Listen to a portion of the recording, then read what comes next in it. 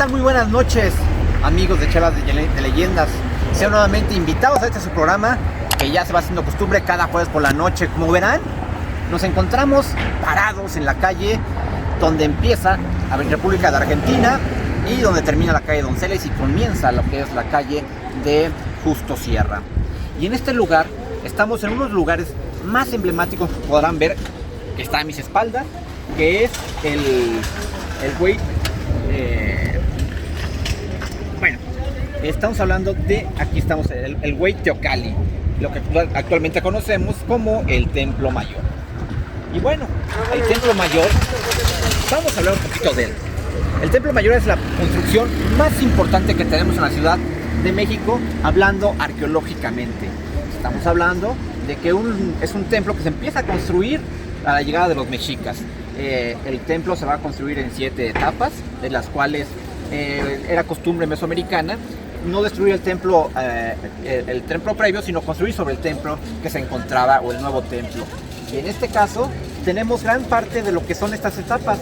Sin embargo, lo que sería la primera etapa del Templo Mayor ya no existe. Y no existe porque esa etapa se supone que era un templo construido con materiales perecederos. Estamos hablando de algo de palma, algo de madera, y es la parte más central de este templo.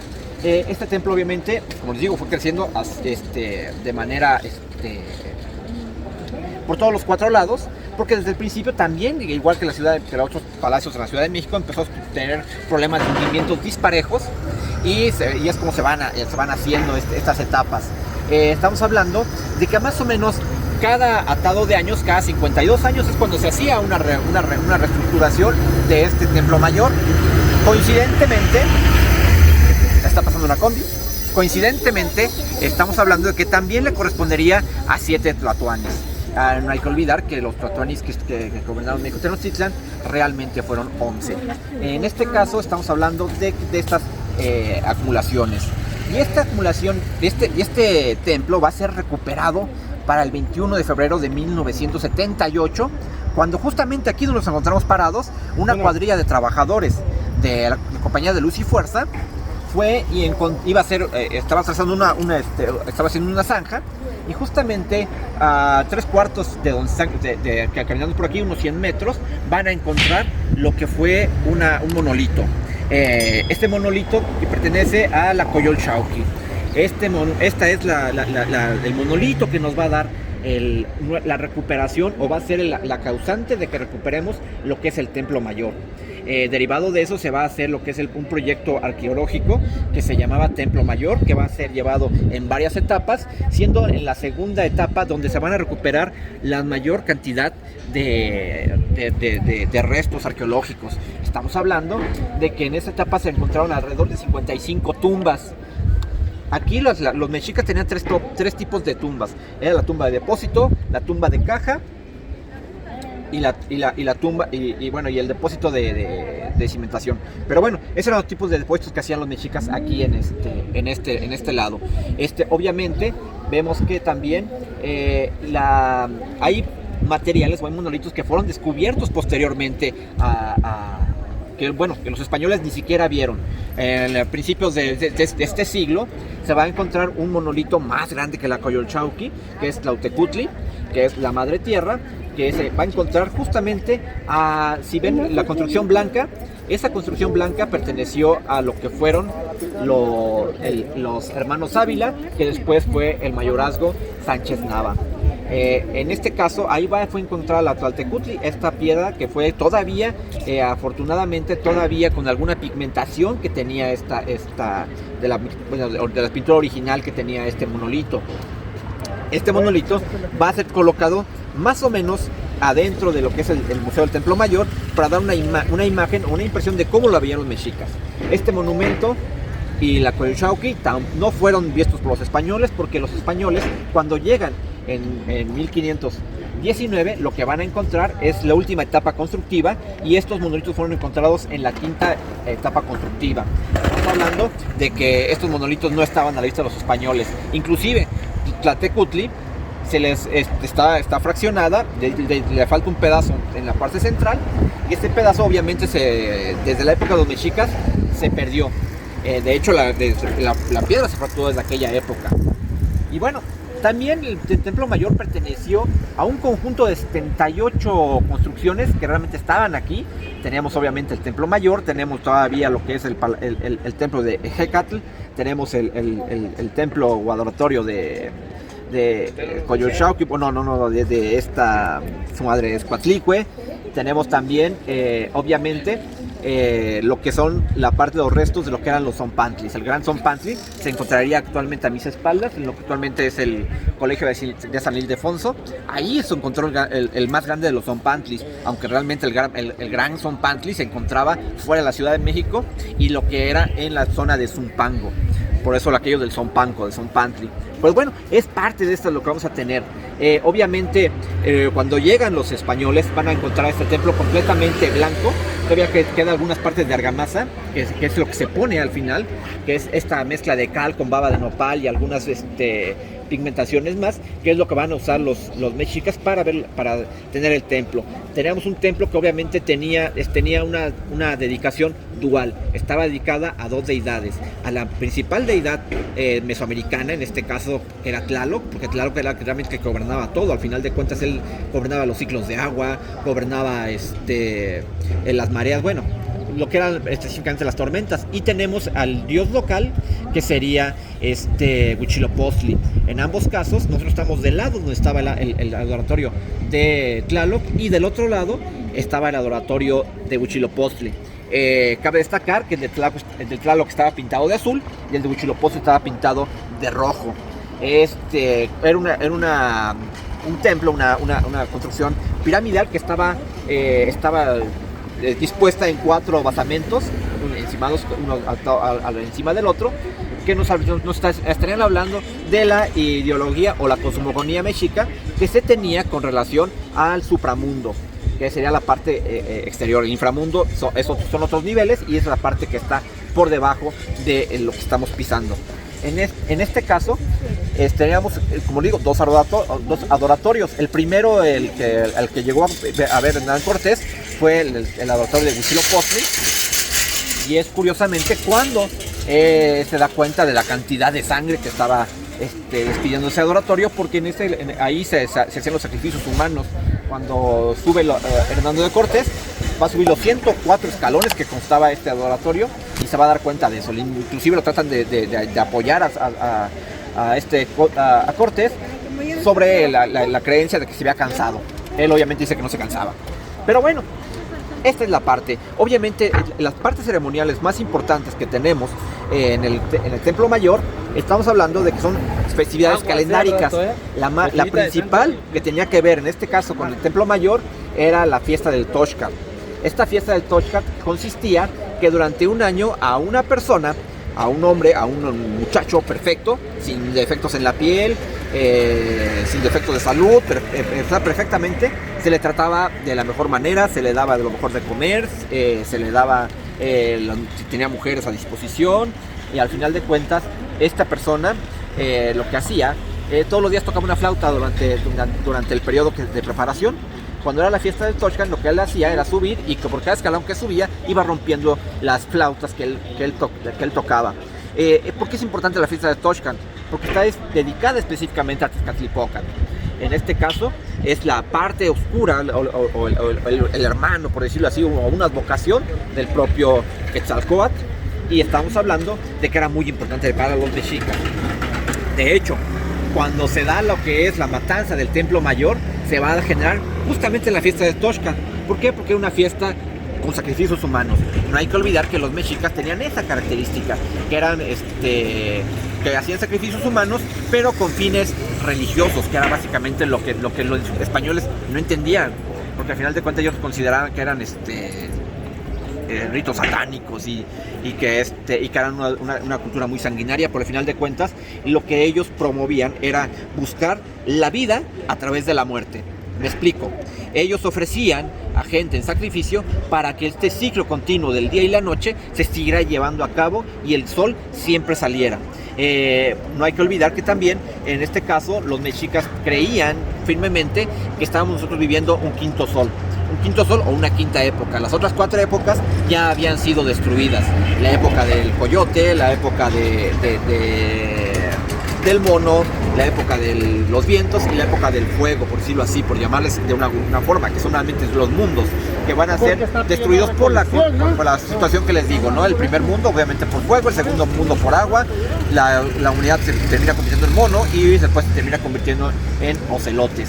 Es básicamente la concepción que tienen los mexicas, concepción que ellos van a robarse de los teotihuacanos, porque de hecho lo van a considerar ellos por la ciudad de los dioses Teotihuacán, porque ellos van a ser los que le van a dar el nombre a Teotihuacán. Teotihuacán no sabemos cómo se llamaba. Pero en este caso los mexicas sí, los mexicas van a tener esta concepción del quinto sol que según ellos va a ser destruido a través del movimiento o a través de un gran temblor, que es lo que decían. Y bueno, esta parte de lo que tenemos del Templo Mayor. Templo que al final de cuentas, como les digo, Hernando de Cortés solamente conoció la última etapa de este templo. Hay que ver también que las festividades que se llevaban a cabo van a ser específicamente por eso. Yo les comentaba la festividad del Toxcat. El Toxcat va a ser una festividad que va a ser recordada, curiosamente, porque cuando Hernando de Cortés le llegan noticias que en Veracruz había desembarcado Pánfilo de Narváez y venía a arrestarlo, Cortés deja encargado a Pedro de Alvarado dentro de la Ciudad de México, en Tenochtitlan. Y en este caso, cuando Pedro de Alvarado le piden permiso para realizar la fiesta del Toxcat, a Pedro de Alvarado no tiene empacho en autorizar la fiesta del Toxcat. Sin embargo, él no sabía en qué consistía la fiesta, y al ver realmente los sacrificios humanos, es que él termina lo que es haciendo la matanza de aquí del Templo Mayor, que va a generar específicamente lo que es la rebelión completa contra los españoles, y obviamente la falta de autoridad que va a tener o van a pensar los mexicas a elegir a un nuevo Tlatoani. En este caso el que van a elegir en ese periodo va a ser a Cuitláhuac. En este caso tenemos esa parte. Es más, de hecho, cuando Cortés llega a la Ciudad de México, Cortés se da cuenta que algo pasó en la Ciudad de México, porque cuando él va entrando no lo ponen en resistencia. Sin embargo, sí le dicen a la entrada que lo que ha pasado, él piensa que realmente que ya todas las personas que él había dejado dentro del palacio de Atzayaca se encontraban muertas. Sin embargo, no. También le llegan noticias que a la última hora que sí había todavía sobrevivientes, y que de hecho todos estaban sobrevivientes, pero que lo estaban matando de hambre. Por lo cual Hernando de Cortés termina por entrar al Grito de Santiago, que en aquella época se decía, a Matacaballo, al templo de Atzayacat, y es donde se empieza a hacer el sitio. Aquí también tenemos que en el Templo Mayor se va a designar obviamente lo que es la parte de Cuitláhuac. Contrariamente a lo que uno puede pensar en relación al Templo Mayor, el Templo Mayor fue de los primeros lugares, cuando la ciudad empieza a ser copada por los españoles en la toma, es de los primeros lugares que van a caer a manos de los españoles. El último lugar que va a caer, curiosamente, es el Templo Mayor, pero de la ciudad espejo, la ciudad hermana. En este caso estamos hablando de que Tlatelolco y Templo Mayor eran similares las construcciones. Más o menos sabemos cómo estaba designada, cómo está definida lo que es el Templo Mayor por la zona arqueológica de Tlatelolco. Pero bueno, aquí, a pesar de que eran ciudades amigas, obviamente también hubo problemas entre mexicas y tlatelolcas, y el último problema que se va a generar es cuando los mexicas quitan a la casta reinante de Tlatelolco y van a poner a una casta reinante mexica, la rebelión de Moquihuic, allá en Tlatelolco, cuando todavía Atzayacat va directamente a matar a Moquihuic. Bueno, obviamente, cuando la Ciudad de México, Tenochtitlan, cae, lo primero que hacen es mandar raspar todo nivel, ponerlo a todo nivel. Afortunadamente, las partes que están más abajo del Templo Mayor, pues, son las que se van a salvar de la intervención de los españoles, y aquí se va a construir algunos palacios, algunos mayorazgos que van a subsistir poco tiempo, porque al final de cuentas esto se lo va a también convertir durante mucho tiempo en el estacionamiento de la Secretaría de Hacienda. Inicialmente el Templo Mayor, la gente, sobre todo la gente que estudiaba una arqueología muy incipiente, creía que el Templo Mayor se encontraba justamente debajo de la catedral. no estaba debajo de catedral, por eso no sabían lo que había aquí. De hecho, la primera persona que va a meterle mano al Templo Mayor va a ser Leopoldo Batres, en la época de Porfirio Díaz, cuando él va a hacer lo que es trazado del primer acueducto, el primer desagüe, que corre justamente del lado oriente de Templo Mayor, por debajo del adoratorio de Huitzilopochtli. Va a correr, aunque parece que es de bronce, no es de bronce, es una mezcla de barro con piedra, lo que ese tipo de acueducto.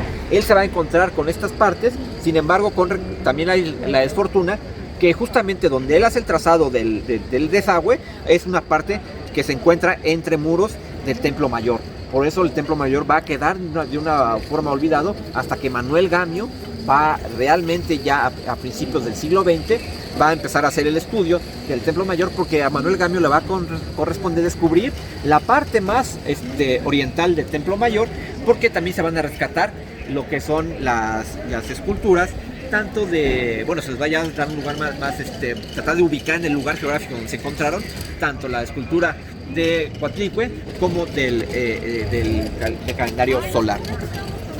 Además, el Templo Mayor es una alegoría de una de las más grandes leyendas que se encuentran de la cosmogonía mexica, que es la leyenda de Coyolxauhqui y el nacimiento de Huitzilopochtli. En alguna ocasión creo que ya la hemos comentado. Sin embargo, la leyenda que vamos a hablar del día de hoy viene un poquito más tarde. Justamente del otro lado, donde se encontró esta piedra de Coyolxauhqui, parte de lo que fue el mayorazgo de la casa de los hermanos Ávila, de Alonso de Ávila, sobre todo de los sobrinos de Alonso Ávila e hija de Pedro Guerrero, van a estar Pedro Alvarado, perdón, van a estar justamente de aquel lado, considerado en algún momento como tierra maldita, porque si uno recuerda, o si ustedes recuerdan aquella leyenda del nacimiento de Huitzilopochtli, estamos hablando del cerro de Coatepec, este cerro donde se va a enfrentar Huitzilopochtli con sus 400 hermanos. 400 es una forma de decirlo, 400 era un número mágico, por decirlo así, que significaba mucho. Estamos hablando de que no tenía un número específico, sino que eran todos. Estaremos hablando de que es la representación de las estrellas, cada uno de los hermanos de los surianos, y en este caso Coyolxauhqui estamos hablando de que sería la luna, y Huitzilopochtli obviamente es el sol. Entonces, no sé si recuerdan aquella leyenda que se comentaba, donde Huitzilopochtli termina matando a su propia hermana y la termina arrojando del cerro del Coatepec, y en la caída ella va a desmembrarse. Por eso, cuando se encontró el monolito de Coyolxauhqui, encontraron ese monolito redondo, y además que de una figura de una mujer que está completamente desmembrada, lo que significa que encontraron a Coyolxauhqui. Y esta es básicamente, obviamente Huitzilopochtli le va a decapitar a su hermana. Y esto a manera de que casi va a surgir como una especie de recordatorio del lugar donde se encuentran. Al final de cuentas también va a ser nombrado o va a ser dado por la Santa Inquisición como tierra maldita, pero esa estaría justamente enfrente de lo que es el Templo Mayor. El Templo Mayor es un templo que además nos alegoriza los 4 rumbos del universo. No hay que olvidar que los mexicas tenían la costumbre o tenían la concepción de que el universo estaba dividido en cuatro zonas, y en este caso ya había 4 rumbos. Que más o menos representaban las 4 entradas a la Ciudad de México, que sería la calzada de Iztapalapa, que sería justamente enfrente, que sería la calzada de Tlacopan, o actualmente calle de Tacuba, y de este lado tendríamos lo que sería la calzada del Tepeyacac.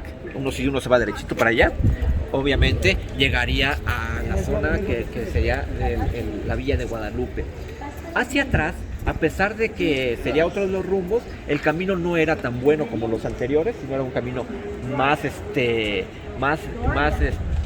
descuidado o menos planificado, que sería la zona atrás, que se encontraría hacia atrás de Templo Mayor, que sería una de las entradas que se encontrarían. Obviamente también había entradas secundarias al Templo Mayor. Aquí también desembocaban también gran parte de lo que eran los acueductos, tanto el de Chapultepec, que al final de cuentas va a ser un acueducto que va a construir Nezahualcóyotl para surtir de agua a la Ciudad de México Tenochtitlan, que llegaba también a esta zona del centro ceremonial, como también el que posteriormente sería el de acá, que llegaría ese llegaría hasta la que es la zona de la Alameda Central actualmente. Ahí llegaría el otro hacia el que venía de la Tlaxpana. Pero bueno, al final de cuentas, eso es gran parte de lo que tenemos con el Templo Mayor. El Templo Mayor, hay inclusive programas que decían que los dioses están emergiendo. Y esto derivaba por una simple y sencilla razón: era más ligera la construcción de los mexicas que la de los españoles. Pero bueno, eso es básicamente lo que tenemos del Templo Mayor. Sin embargo, yo les comentaba que hay una leyenda que va encaminada no solamente a la parte mexica, sino más bien la parte novohispana. Bueno, corría el año de 1521. Con Hernando de Cortés viene un capitán. El capitán se llama Alonso de Ávila. Alonso de Ávila era uno de los principales capitanes de Hernando de Cortés. De hecho, Alonso de Ávila es el primer capitán que sale en aquella noche triste. Él va encabezando lo que es la vanguardia del contingente de los españoles. Sin embargo, Alonso de Ávila tenía una característica. Su característica era que era una persona que era muy cruel en la forma de administrar el castigo a los mexicas. Dicen que cuando se hace la toma del Templo Mayor, Alonso de Ávila sube los 104 escalones de la pirámide pero de aquí del Templo Mayor, y cuando está arriba se encuentra con una sacerdotisa del templo de Huitzilopochtli, a la cual termina degollando. Y ella, antes de que la degollara, ella le va a proferir una maldición. La maldición consistía en que todos los miembros de su familia terminarían perdiendo la cabeza. Es la maldición que ella le hace. Alonso de Ávila no pierde la cabeza. Alonso de Ávila va a sobrevivir, va a terminar muriendo de viejo y en su cama. Sin embargo, los sobrinos no. Los sobrinos tanto de Alonso de Ávila como Luis de Ávila van a ocupar esa propiedad que posteriormente sería el mayorazgo de Sánchez Nava. Actualmente ustedes vienen al Templo Mayor, van a ver que justamente enfrente del Templo Mayor hay una barda blanca que tiene una serie de cuadros que nos recuerdan algunos detalles de este lugar. Pero bueno, en esa casa vivían los hermanos Ávila. Los hermanos Ávila van a conjurar con Martín Cortés, lo van a convencer de que le dé un golpe de estado al virrey Luis de Velasco, y que al final lo tomen prisionero y que lo sacrifiquen, y que ellos se queden con el reino, siendo el gobernante, en este caso una especie de rey, el propio Martín Cortés. La conspiración va a ser descubierta y ellos van a ser condenados a ser pasados por la Inquisición. Obviamente al hijo del conquistador no le podían cortar la cabeza, y además era un noble. A él lo que le hicieron fue exiliarlo de la Nueva España en 1562. Pero a los hermanos Ávila, eso sí, ellos no tenían al final de cuentas nobleza, solamente eran encomenderos. Entonces a ellos terminan cortándoles la cabeza.